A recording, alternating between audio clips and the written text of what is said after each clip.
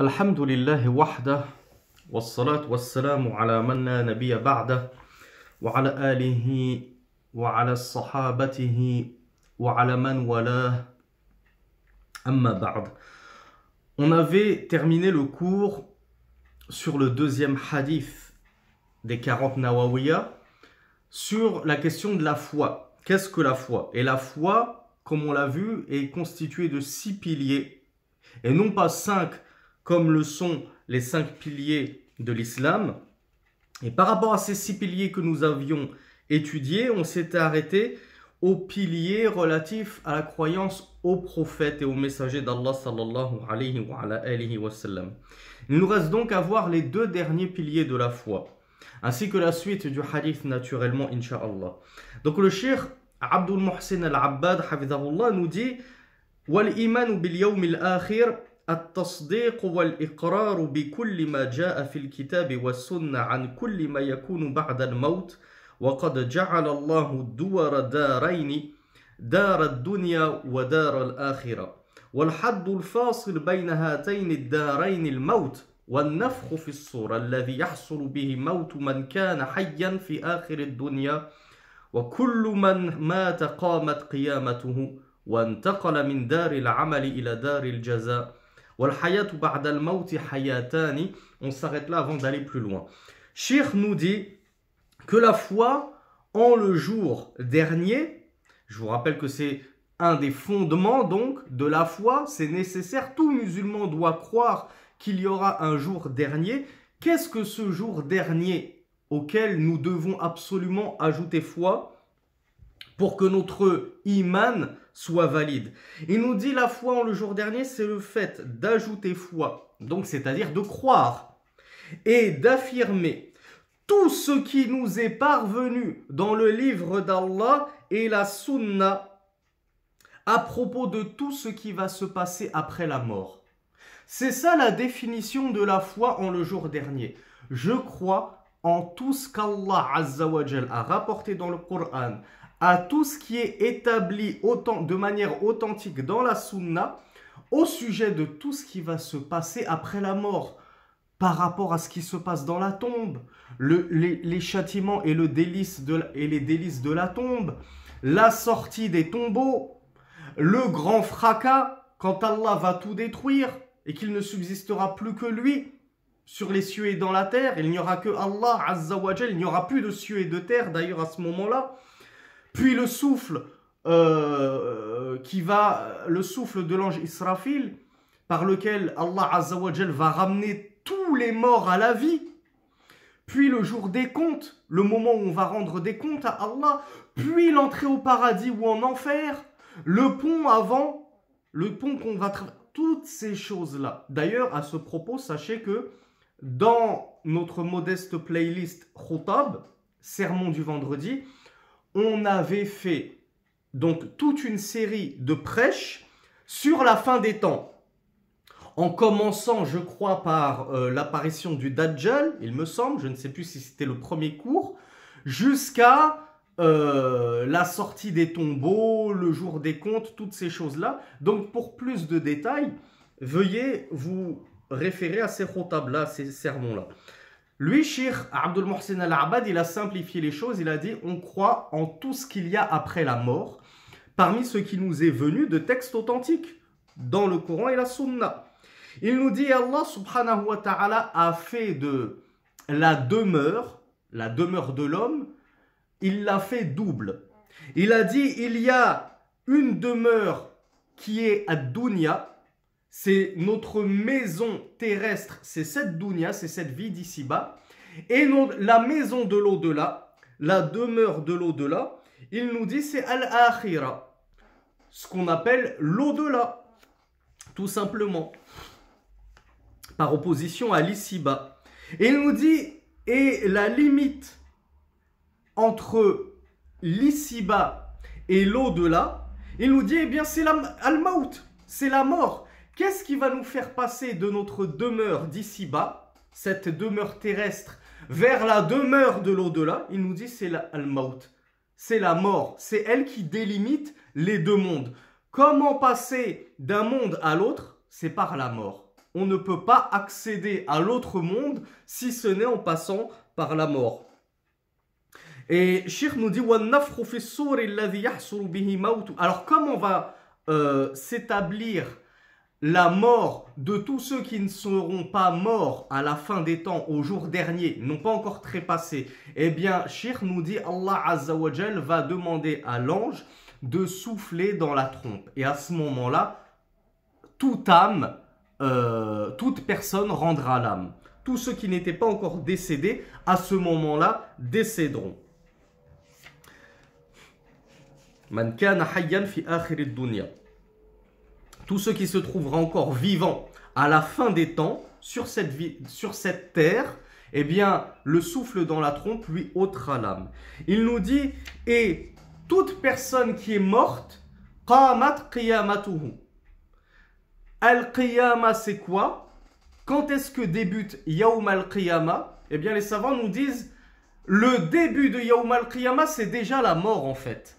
Parce que Cheikh nous dit, il n'y a pas que Cheikh qui le dit, c'est une expression, c'est même un hadith prophétique du messager d'Allah sallallahu alayhi wa sallam, qui nous dit que lorsque tu meurs, qamat qiyamatuk. Lorsque tu meurs, ta résurrection est en marche, commence déjà, le dernier jour commence en fait pour toi. وَانْتَقَلَ مِنْ دَارِ الْعَمَلِ إِلَى دَارِ الْجَزَاءِ. Et il va passer de la demeure du travail, cette demeure où on est là pour être testé, pour être éprouvé et donc pour œuvrer, on va passer de cette demeure du travail, de la mise en pratique des œuvres, à la demeure de la récompense. Mais attention, quand on parle de jaza, récompense, ça englobe aussi bien la récompense en bien que la récompense en mal. Si on a fait du bien, Allah nous récompensera en bien. Si on a fait du mal, Allah pourra, par justice, nous récompenser en mal. Ou bien, comme on l'a vu dans les cours de Aqidah, de croyance, il pourra aussi nous faire miséricorde. À partir du moment où on est mort musulman, libre à Allah soit de nous châtier pour nos fautes, soit de nous les pardonner. Cheikh Abdul Muhsin al-Abbad nous dit « Wal hayatu ba'da al-mawti hayatan » Quant à la vie après la mort, elle est de deux types. Il faut le savoir. La vie après la mort, elle n'est pas une et unique. Il y a deux sortes de vie après la mort. Il nous dit hayatun barzakhiyya. C'est un mot que vous avez peut-être déjà entendu. Al-barzakh. Al-barzakh, c'est ce monde un petit peu étrange et intermédiaire et imperceptible qui arrive lorsque tu meurs. Mais ce n'est pas encore, c'est entre ta mort et la véritable tenue du jour des comptes. Eh bien, entre ta mort et le jour des comptes où Allah va tous nous ressusciter, il y a ce stade de mort intermédiaire qui s'appelle Al-Barzakh. Et donc, c'est pour ça que Cheikh Abdul Muhsin al-Abbad a opéré une distinction au niveau de la vie de l'au-delà. Et il nous explique en gros que la vie de l'au-delà, elle se distingue en deux vies en réalité. Il y a une première vie qui est Al-Barzakh, qui est intraduisible en français. Je ne sais même pas si les koufars ont... Parce que certains koufars croient que...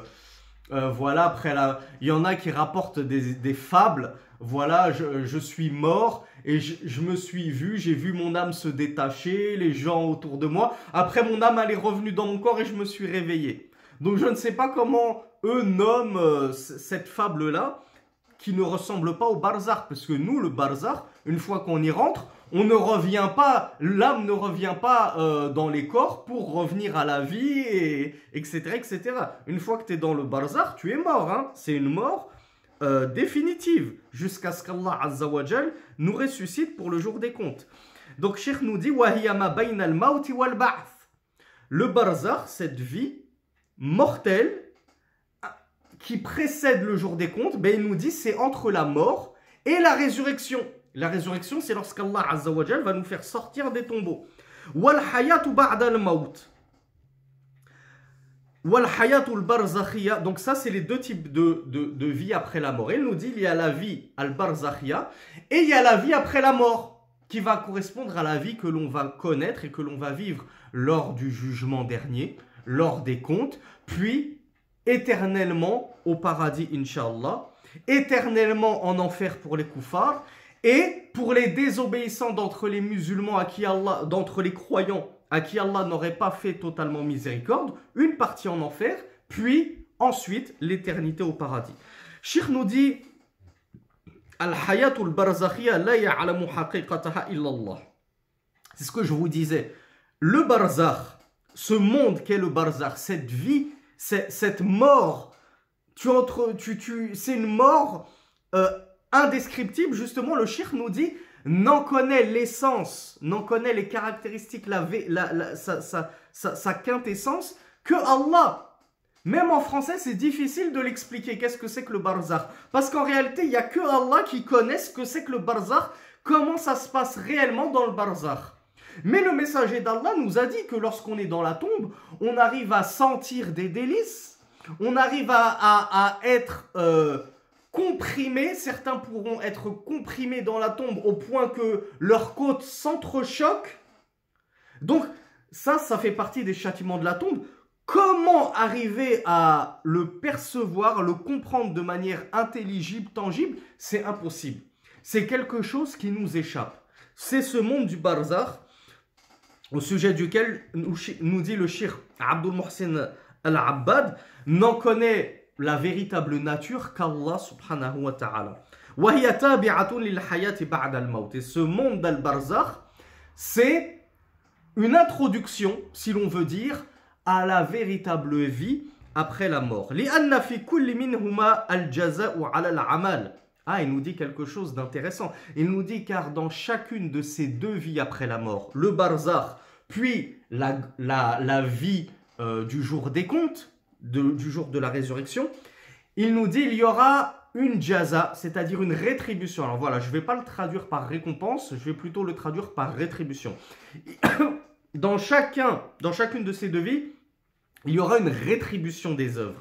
Comme je vous l'ai dit, dans le barzakh, notamment dans ta tombe, tu auras déjà une part de rétribution de tes œuvres. Si tu as œuvré en bien, Allah Azza wa Jal te donnera la saveur d'une infime partie de ce qui t'attend au paradis.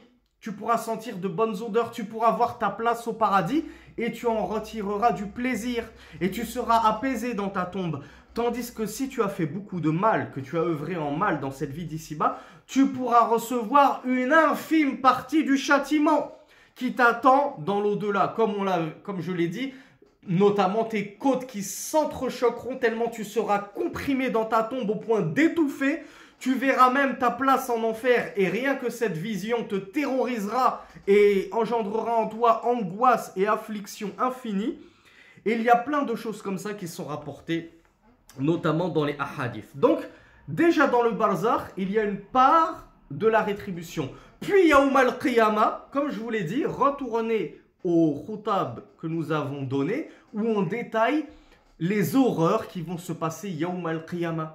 Avec la sueur pour certains allant jusqu'à la bouche, d'autres les submergeant totalement tellement le soleil se rapproche. Yawm al-Qiyamah, le jour de la résurrection, sera un jour terrible.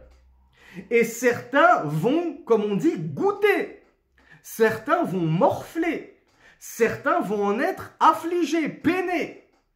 Ça va leur être très nuisible.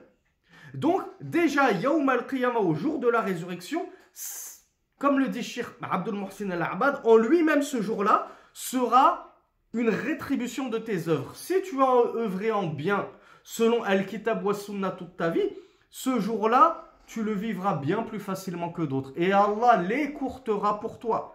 Et il t'ombragera, il pourra même t'ombrager ce jour-là. Tu feras partie des 7 ombragés comme le messager d'Allah nous le narre dans un hadith magnifique, les fameux 7 ombragés, le jour où il n'y aura d'ombre que l'ombre d'Allah subhanahu wa ta'ala, ou l'ombre de son trône, selon l'explication des savants. Al-Muhim, c'est de savoir que ce jour-là, certains seront récompensés déjà pour leurs bonnes œuvres, et d'autres, Yawm al-Qiyamah, commenceront déjà à goûter une partie de la punition, avant même d'entrer soit au paradis, soit en enfer.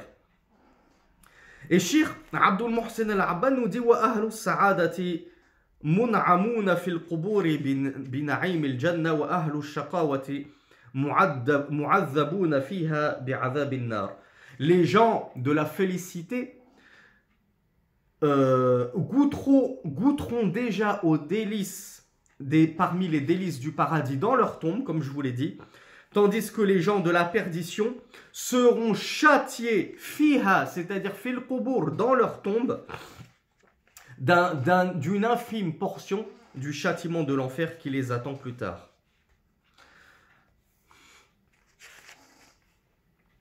ويدخل في الإيمان باليوم الآخر الإيمان بالبعث والحشر والشفاعة والحوض والحساب والميزان والصراط والجنة والنار وغير ذلك مما جاء في الكتاب والسنة. Alors Cheikh Abdul Mohsen Al-Abbad lui-même ne s'épanche pas trop sur le sujet, il ne s'étale pas trop en détail. Il nous dit, rentre dans la croyance en le jour dernier, la croyance en Al-Ba'th. Al-Ba'th, c'est la résurrection, la sortie des tombeaux. Wal-Hashr, le rassemblement, pour qu'Allah Azza wa Jal nous demande des comptes. Wal-Shafa'a, la fameuse intercession du messager d'Allah sallallahu alayhi wa sallam pour sa umma. Wal-Hawd, le bassin donné aux prophètes et autour duquel s'abreuveront les croyants qui auront suivi scrupuleusement la voie du messager d'Allah sallallahu alayhi wa sallam et dont en seront chassés ceux qui se sont détournés du messager d'Allah, comme ça a été rapporté dans un hadith où le messager d'Allah dira au jour dernier, je verrai des gens qui seront refoulés de mon bassin et je dirai ashabi, ashabi, ce sont mes compagnons, laissez-les venir s'abreuver. Et on me répondra, c'est le messager d'Allah qui parle, il dit, on me répondra, tu ne sais pas ce qu'il est advenu d'eux après toi. C'est-à-dire, tu ne sais pas comment ils ont fini après ta mort. Tu ne sais pas qu'ils ont dévié, qu'ils ont tourné le dos, qu'ils ont, pour certains, apostasié. Il y en a qui ont apostasié après la mort du prophète sallallahu alayhi wa sallam. Et donc, techniquement parlant, on ne peut pas dire que ce sont des compagnons, puisque un compagnon, par définition, c'est celui qui a rencontré le prophète, sallallahu alayhi wa sallam, mais aussi qui est mort sur la foi. Sinon, on peut dire que Abu Talib et Abu Lahab, ce sont des compagnons, puisqu'ils ont rencontré le prophète. Non. Deuxième condition, il doit être mort sur la foi. Donc, donc Cheikh Abdul Mohsen Al-Abbad nous a parlé du bassin, il nous parle d'Al-Hisab, le compte en lui-même, il nous parle d'Al-Mizan, la fameuse balance qui va peser nos actions, Was-Sirat, le pont suspendu au-dessus de l'enfer par lequel nous allons tous traverser, chacun a une vitesse différente selon ses œuvres, certains à la vitesse du cavalier, certains à la vitesse de l'éclair, certains ramperont sur ce pont, et certains se feront happer par des crochets sur ce pont et jeter en enfer. Wal'ayadhu billah, qu'Allah nous en préserve. Une partie de ceci est détaillée dans les prêches auxquels je vous renvoie.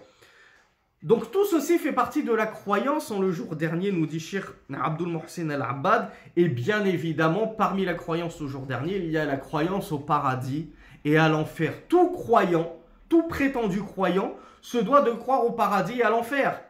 Celui qui te dit, moi je suis croyant, mais je ne crois pas en le jour dernier, je ne crois pas au paradis et à l'enfer, je ne crois pas à la vie après la mort. Une fois qu'on est mort, c'est définitif, et on ne revient pas à la vie, eh bien, dites-lui que tu n'es pas croyant.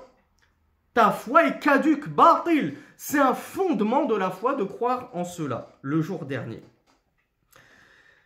Et enfin, le dernier fondement de la foi, c'est Al-Qadar.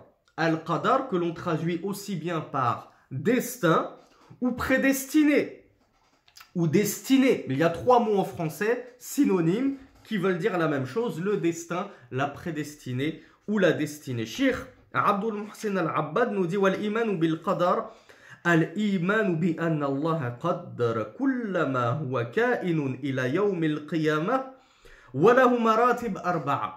Qu'est-ce que la foi en Al-Qadar, la destinée, le destin, la prédestinée? Cheikh Abdul Mohsen Al-Abbad hafidhahullah nous dit, c'est tout simplement de croire et d'avoir foi que Allah Azza wa Jal a tout prédestiné.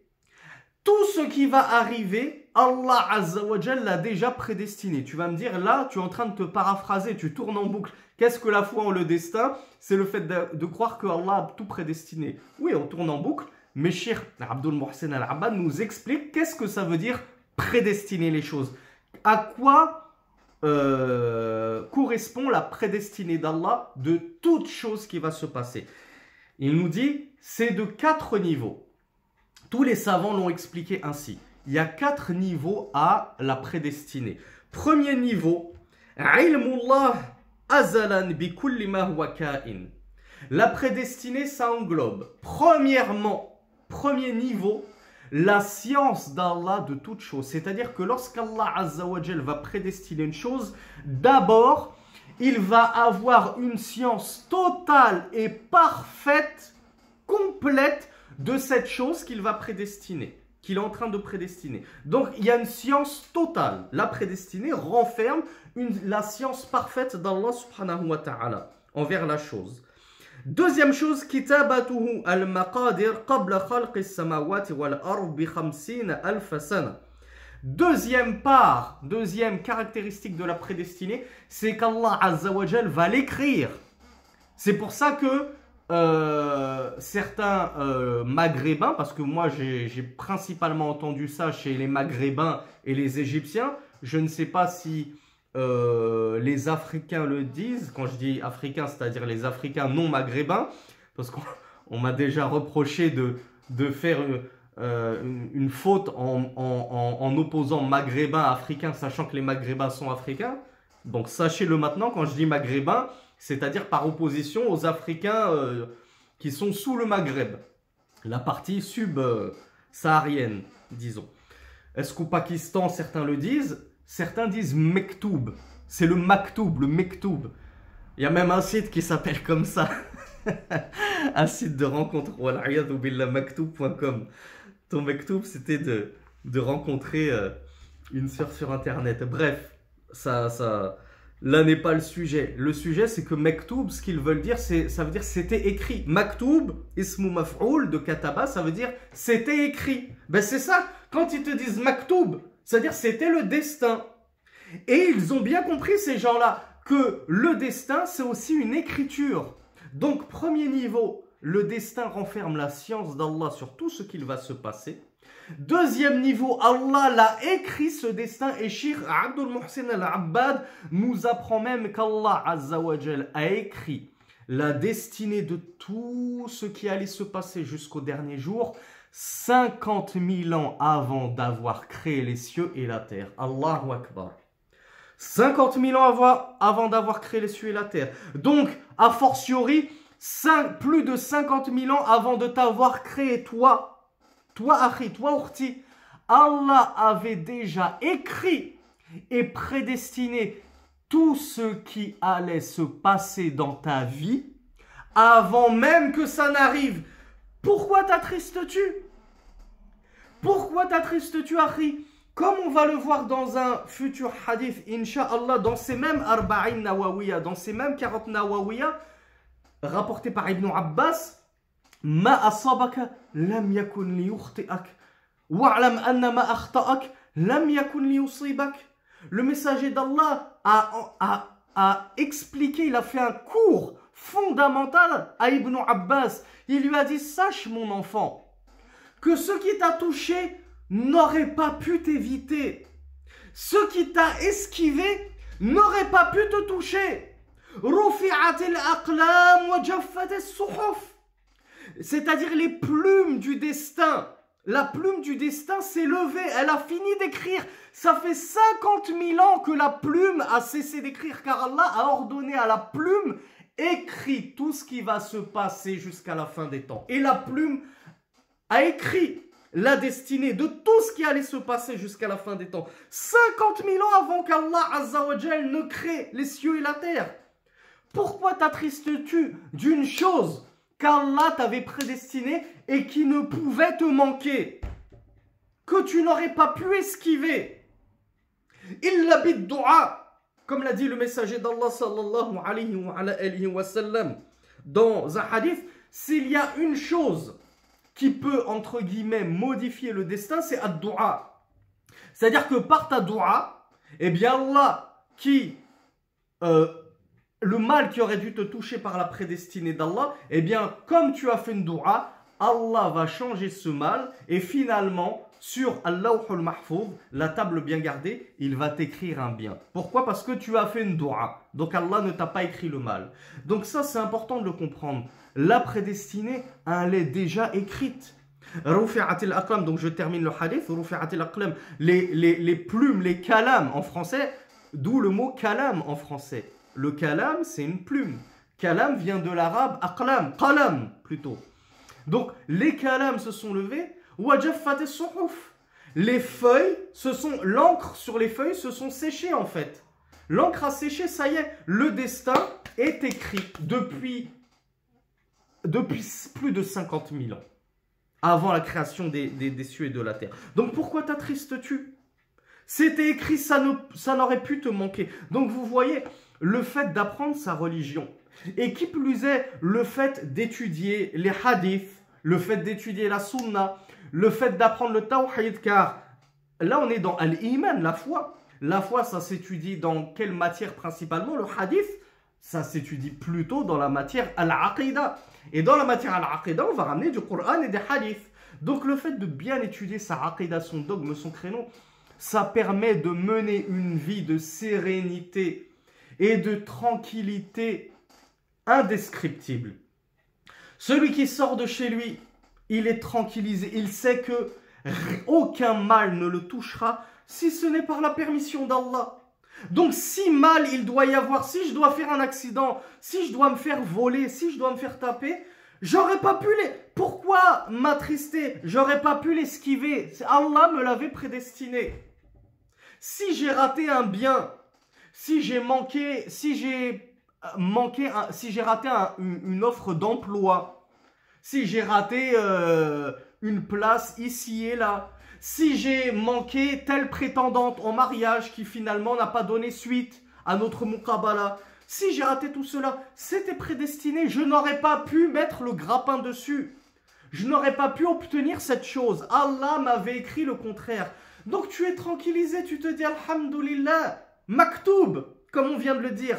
Maktoub, Alhamdulillah, c'était écrit. Pourquoi m'attrister? Ne suis-je pas, n'agréai-je pas la prédestinée d'Allah? Ne suis-je pas satisfait de ce qu'Allah m'avait écrit avant même qu'il ne me crée? Pourquoi pleurer? Pourquoi me courroucer? Pourquoi m'énerver? Alors que c'est ce qu'Allah Azzawajal a voulu pour moi. Et magnifique transition sur le troisième niveau de Al-Qadar, la prédestinée, Mashi'atullah, la volonté d'Allah. Donc Cheikh Abdul Muhsin Al-Abban nous dit Mashi'atuhu kulla muqaddarin. Donc la prédestinée, c'est ilmullah, la science d'Allah de tout ce qui va se passer, l'écriture de tout ce qui va se passer, la volonté d'Allah de tout ce qui va se passer. Parce que ce qu'Allah Azzawajal a voulu, kawniyatan, hein, on vous renvoie au cours de Aqidah pour la différence entre al-mashi'a al-kawniya et al-mashi'a shar'iyya. Donc, ce qu'Allah Azzawajal a voulu qu'il se passe, ça se passera. Et ce qu'Allah Azzawajal n'a pas voulu qu'il se passe, kawniyatan, de manière universelle, ça ne se passera pas. Allah avait voulu que tu fasses un accident, tu pourras t'enfermer chez toi, une météorite te tombera sur ta maison. Parce que Allah avait écrit que tu subirais un accident. Tu pourras te cacher sous ton lit, la mort viendra te trouver sous ton lit si Allah avait écrit que tu mourrais ce jour-là. Et à l'inverse, si Allah t'a prescrit le salut, que tu sois sauvé de tout mal ce jour-là, tu pourras avoir l'armée de Corée du Nord devant chez toi avec des mitraillettes, pas une balle ne t'atteindra. Parce qu'Allah avait écrit, prédestiné et voulu qu'il ne t'arrivera rien, qu'il ne t'arrive rien ce jour-là. Et ce qu'Allah a écrit, prédestiné, voulu, ça doit arriver immanquablement. Et enfin, le quatrième niveau d'Al-Qadar, la prédestinée, c'est khalqullah wa ijaduhu li kulli ma qaddarahu tibqan lima alimahu wa katabahu wa sha'ahu. Enfin, le quatrième niveau de prédestiné, eh bien c'est la création d'Allah de cette chose prédestinée. Donc le destin, il est entre guillemets de deux ordres. Il y a le destin en tant que science d'Allah, volonté d'Allah, écriture d'Allah, et puis il y a le destin en tant que chose, la chose en elle-même qu'Allah a créée. Par exemple, l'accident. L'accident, eh bien, l'accident, c'est la volonté d'Allah, c'est le destin d'Allah. Et l'accident lui-même, c'est-à-dire le fait qu'une voiture t'est rentrée dedans, cet événement lui-même, ben c'est khalqullah, c'est la création d'Allah. Donc c'est ce que je vous disais.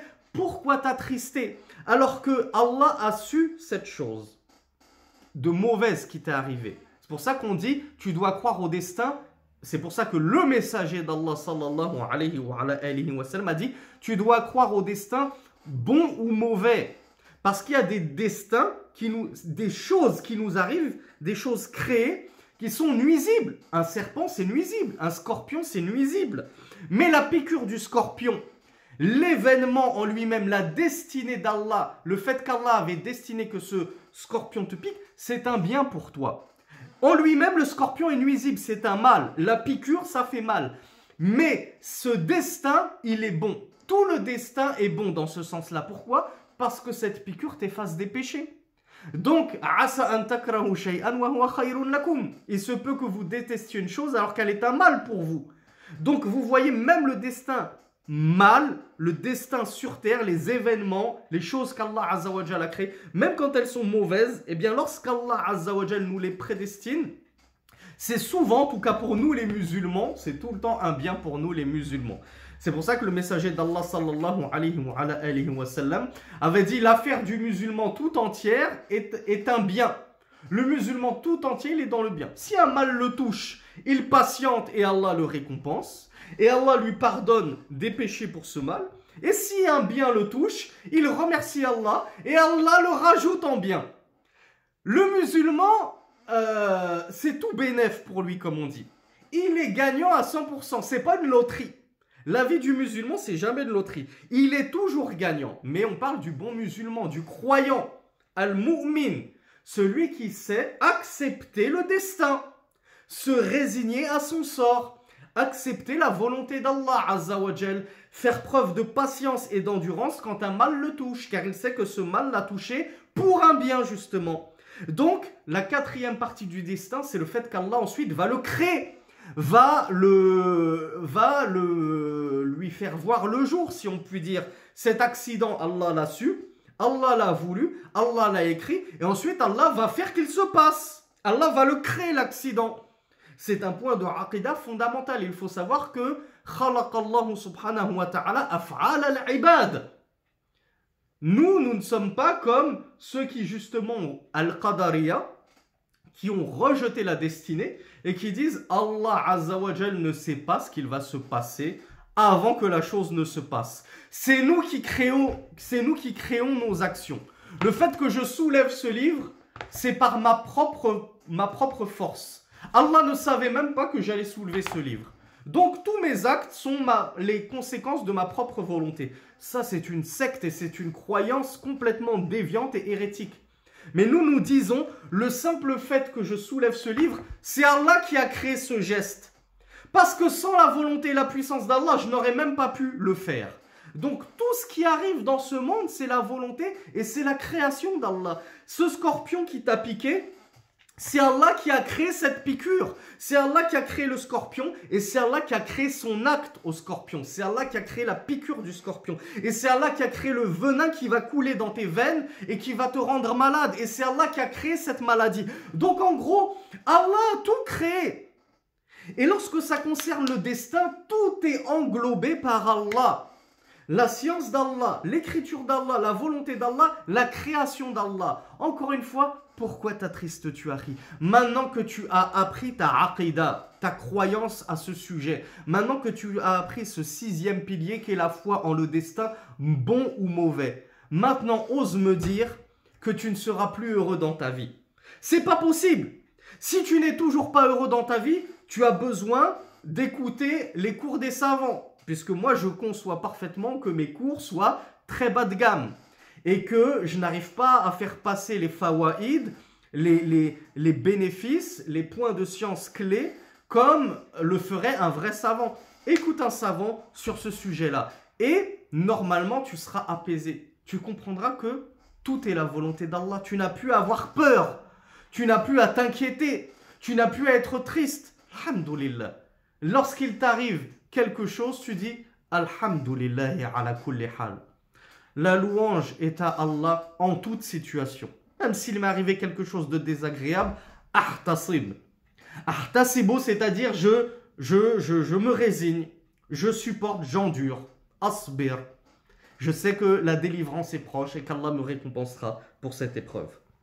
Donc j'ai un petit peu insisté, mais ce n'est rien par rapport au cours que nous avions donné à la mosquée. Parce que le cours sur Al-Qadar, le cours sur le destin, dans Minhaj al-Muslim, la voie du musulman qu'on a enseigné à la mosquée, je crois que j'ai fait 2 voire 3 cours de plus d'1 heure sur le sujet. Imaginez-vous, mes frères et sœurs, à quel point ce sujet est fondamental. Et ceux qui n'ont pas la possibilité d'écouter les cours des savants, si vous ne trouvez pas mieux que mes pauvres cours, et que vous avez vraiment besoin d'approfondir le sujet, je vous invite humblement à consulter ces 2-3 cours sur Al-Qadar, la destinée, dans notre playlist Minhaj al-Muslim, la voie du musulman.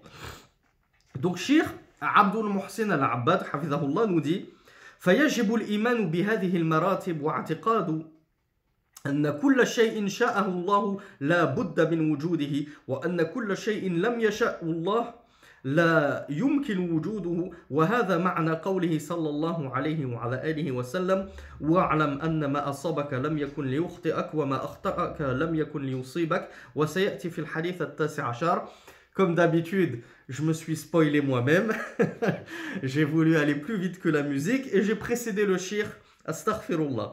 Donc le cheikh Abdul Muhsin al-Abbad nous dit il est obligatoire d'ajouter foi en ces niveaux, c'est-à-dire les 4 niveaux du destin. Tu dois obligatoirement savoir et croire que Allah a tout su, Allah a tout écrit, Allah a tout voulu et Allah a tout créé. C'est ça la prédestinée. Si quelqu'un te demande, Akhi, explique-moi ce que c'est que le destin, tu lui dis le destin c'est la science d'Allah, l'écriture d'Allah, la volonté d'Allah et la création d'Allah pour tout ce qui est arrivé. Tout ce qui est arrivé est englobé et cerné par ces 4 niveaux. Par ces 4 niveaux, point. Donc, Cheikh nous dit, il doit croire que toute chose qu'Allah Azza wa Jal a voulu, il est indispensable, il est nécessaire, il est obligatoire que cette chose arrive. Et toute chose qu'Allah Azza wa Jal n'a pas voulu, alors il n'est pas possible qu'elle arrive. Donc comme je vous l'ai dit, c'est un peu ce que je vous ai dit tout à l'heure. Il nous dit, ceci est le sens même de la parole du messager d'Allah, et sache que ce qui t'a touché ne pouvait t'éviter, et ce qui t'a manqué ne pouvait te toucher. C'est le hadith d'Ibn Abbas que je vous ai cité précédemment. Et le cheikh nous dit que ce hadith, on va l'étudier, c'est le numéro 19. Inch'Allah. Ensuite, là on a fini pour Al-Iman. Qu'est-ce que la foi? Cheikh maintenant aborde ce qu'est Al-Ihsan. Alors Al-Ihsan, c'est l'apogée de l'islam. C'est-à-dire qu'en islam, comme on va le voir, il y a plusieurs niveaux. Il y a le niveau d'Al-Islam, la soumission apparente. Ensuite, il y a Al-Iman. Quand la foi, en plus de te soumettre en apparence, la foi a vraiment pénétré dans ton cœur. Ça, c'est le 2e niveau. Donc, tu n'es pas juste musulman, tu es mu'min, tu es un croyant. Et le dernier niveau, le niveau absolu, c'est le niveau d'al-ihsan. Tu n'es pas juste musulman, tu n'es pas juste mu'min, tu es carrément muhsin. Et al-ihsan, c'est quoi? C'est l'excellence. Pourquoi c'est l'excellence? Parce que le messager d'Allah, sallallahu alayhi wa sallam, lorsque Jibril lui a demandé qu'est-ce que al-ihsan, c'est quoi l'excellence dans la religion? Qu'est-ce qui fait que une personne religieuse, une personne musulmane est moyenne, une autre personne musulmane est bonne, Une personne musulmane est très bonne, et puis tu as le musulman par excellence. Lui, c'est l'apogée dans l'islam. C'est ce à quoi on aspire tous. Comment atteindre ce niveau-là d'excellence? Rasulullah lui a répondu An ta'budallah ka'annaka tarah. Fa'in lam takun tarahu fa'innahu yarak. L'excellence, c'est que tu adores Allah comme si tu le voyais. Et certes, si tu ne le vois pas, lui, il te voit. Donc, Akhi Ourti, avant de spoiler encore une fois les propos du shirk, juste, je me permets de te donner un exemple. L'exemple le plus probant, le plus frappant, celui dont on a le plus besoin, tous autant que nous sommes, as-salat, la prière. Lorsque tu es en prière, Akhi, on a tous des wasawis, on a du mal à nous concentrer, on lit la Fatiha, parfois on ne sait même pas ce qu'on vient de lire, on n'a même pas ressenti. Souvenez-vous de ce que je vous ai dit dans le tafsir de Surat al-Fatiha. Tu lis la Fatiha, mais tu ne la vis pas, cette sourate. Tu ne la ressens pas. Tu ne remarques même pas que tu es en conversation avec Allah subhanahu wa ta'ala. Tu n'as même pas conscience que tu es en train de faire des doigts à Allah. Ça devient mécanique. Eh bien, Rasulullah, en gros, nous dit, si tu veux atteindre l'excellence, et en l'occurrence, dans ta prière, tu veux faire une excellente prière, eh bien, prie comme si tu étais devant Allah subhanahu wa ta'ala. Salli ka'annaka bayna yaday Allah subhanahu wa ta'ala. Prie comme si tu étais devant Allah. Et si tu arrives à faire ce istihdarul qalb, que tu arrives à ce que ton cœur soit plein de recueillement, de méditation, de concentration, parce qu'il est devant Allah Azza wa Jal, tu verras que tu feras la meilleure prière. Tu feras la meilleure prière de ta vie. N'est-il pas que lorsque tu es au bureau, bon, bien sûr, ça ne concerne pas tout le monde, mais imaginez-vous, toi, tu es au bureau, tu as ton patron qui est dans ton dos, ou un exemple pour les écoliers, tu es à l'école, et tu as parfois le prof qui passe comme ça et qui jette un coup d'œil derrière ton épaule. Tout de suite, tu as des gouttes de sueur qui tombent, et tu essayes de t'appliquer et tout, tu commences à trembler, tu te dis, oh là là, j'ai le patron, j'ai le prof derrière moi, j'espère que j'ai bon, j'espère que je ne suis pas en train d'écrire n'importe quoi. Surtout quand tu vois le prof te regarder, te faire une grimace, tu te dis, c'est mauvais. C'est mauvais signe, je suis en train de faire n'importe quoi. Il faut que je revoie ce que j'ai écrit initialement parce qu'il y a un problème. S'il fait cette tête-là, c'est que c'est pas bon. Mais s'il te fait un grand signe, s'il te fait un grand sourire, tu es tranquillisé. Tu te dis, ah, il a aimé. Il a aimé ce que j'ai écrit là. Il a aimé la réponse que j'ai apportée. On l'a tous vécu, ça.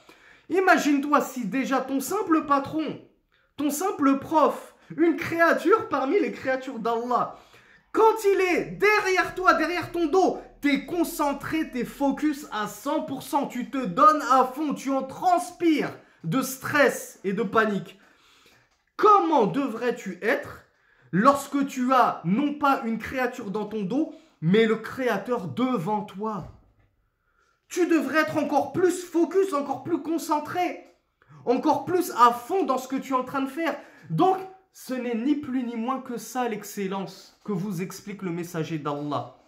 Adore Allah comme si tu le voyais, comme s'il était devant toi. Et tu verras que si tu arrives à atteindre ce niveau de recueillement d'esprit, que tu es en train de faire ta prière comme si tu voyais Allah, tu donnes ton aumône comme si tu voyais Allah, tu jeûnes comme si Allah t'observait, qu'il était devant toi. Durant ton jeûne, jamais tu n'oserais dire un mensonge parce que tu sais qu'Allah, il est juste là. Il est devant toi, il t'entend, il te voit.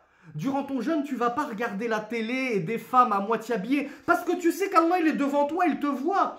À ce moment-là, quand tu es dans un tel niveau, comme je l'avais dit un peu pour paraphraser notre ami Jean-Claude Van Damme, quand tu as un tel niveau de awareness, tu es aware, tu es focus, tu as vraiment compris que Allah il est devant toi, tu ne peux plus glisser, tu ne peux plus chuter parce que tu te donnes à 100%. Ainsi tu atteins l'excellence, ainsi tu atteins l'excellence. Parce que le messager d'Allah a dit, si toi tu ne le vois pas Allah, eh bien lui il te voit. Une fois que tu as compris ça, tu as tout compris. Une fois que tu as compris que Allah te voit en tout temps, en permanence, comme je l'ai dit, tu vas te cacher sous ton lit. Tu vas mettre 3 couvertures, tu vas te cacher sous ton lit. tu vas faire de la plongée sous-marine, tu vas te cacher sous un rocher, sous les océans, sous une barrière de corail. Allah te voit, t'entend et sait ce que tu fais. Tu ne peux pas te dérober au regard d'Allah subhanahu wa ta'ala, à la science d'Allah. Tu ne peux pas esquiver Allah. Donc une fois que tu as pris conscience de cela, eh bien forcément toutes tes œuvres, elles vont atteindre un niveau d'excellence parce que tu sais que tu es sous le regard d'Allah, sous la surveillance d'Allah, que rien ne lui échappe du moindre de tes faits et gestes. Ça, c'est l'excellence. Donc je ferme ma parenthèse. Je me permets de lire les propos de Cheikh Abdul Mohsin Al-Abbad. Ça me tenait à cœur de l'expliquer à ma façon, avec un langage un peu plus contextualisé, pour parler au plus grand nombre d'entre nous, notamment les plus jeunes. Donc le messager d'Allah a dit, l'ange lui a dit, فَأَخْبِرْنِي عَنِ الْإِحْسَانِ قَالَ أَنْ تَعْبُدَ اللَّهَ كَأَنَّكَ تَرَاهُ فَإِنْ لَمْ تَكُنْ تَرَاهُ فَإِنَّهُ يَرَاكَ. Donc l'ange lui a dit, informe-moi au sujet de l'excellence. Le messager d'Allah lui a répondu, l'excellence c'est que tu adores Allah comme si tu le voyais, et si tu ne le vois pas, eh bien lui certes te voit. Cheikh Abdul Mohsin Al-Abbad commente et nous dit que Al-Ihsan a'la darajat. L'excellence, c'est le plus haut niveau. Comme je l'ai dit, il y a le niveau donc Cheikh Abdul Mohsin Al-Abbad nous le détaille. Il nous dit وَدُونَهُ دَرَجَاتُ الْإِيمَانِ وَدُونَ ذَلِكَ دَرَجَاتُ الْإِسْلَامِ. Donc l'excellence, c'est le plus haut niveau. Ensuite, Cheikh Abdul Mohsin Al-Abbad nous dit en dessous, il y a le niveau de Al-Iman, la foi. Donc tu es mu'min. Et enfin, le niveau le plus bas, entre guillemets, c'est déjà beaucoup, c'est Al-Islam. Donc tu es musulman. Et Cheikh Abdul Mohsin Al-Abbad nous explique donc une chose qui, si vous avez compris ça, va vous sembler logique. Et il nous dit فَكُلُّ مُؤْمِنٍ muslim. Tout croyant est musulman, a fortiori. Qui peut le plus, peut le moins. Donc si tu es au deuxième niveau, tu es mu'min, tu es croyant, ben forcément, tu as déjà acquis le premier niveau qui est l'islam. Donc Cheikh Abdul Mohsin Al-Abbad nous dit, donc tout croyant est a fortiori musulman. C'est un peu comme je vous l'expliquais avec les prophètes et les messagers d'Allah. Tout messager d'Allah est a fortiori prophète. Mais tout prophète n'est pas messager d'Allah. Et il nous dit, kullu muhsin mu'minun wa muslimun. Forcément, puisqu'il est au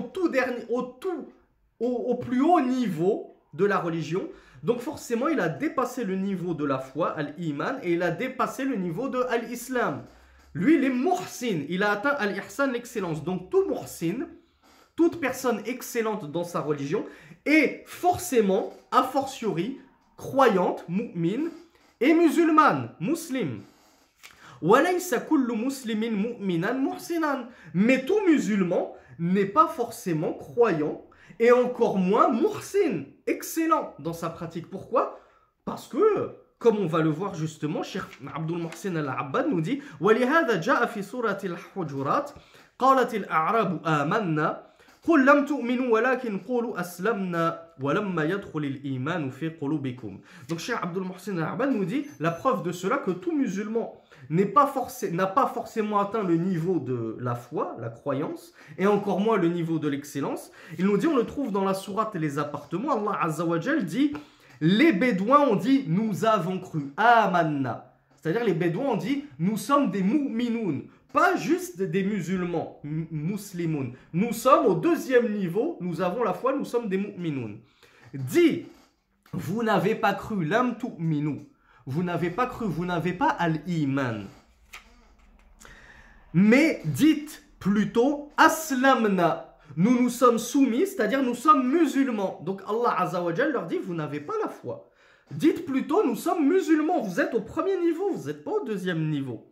وَلَمَّا يَدْخُلِ الْإِيمَانُ فِي قُلُوبِكُمْ. Dites aslamna, nous nous sommes soumis, nous sommes musulmans.